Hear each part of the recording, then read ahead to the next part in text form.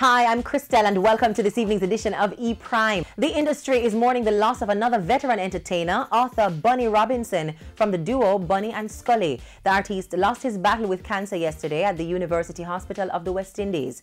He was diagnosed with bone cancer in 2013 and had been battling the illness since. E-Prime would like to extend our condolences to the family and friends of author Bunny Robinson.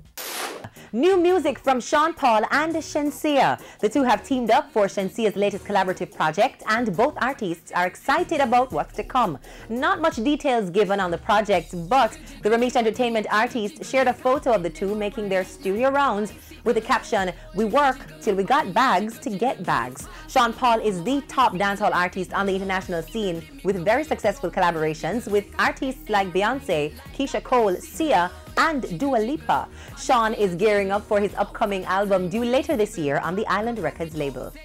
More success for Minister Marion Hall. Minister Hall has earned her highest ranking on the Billboard Reggae album chart with her debut gospel album When God Speaks, peaking at number 4 this week.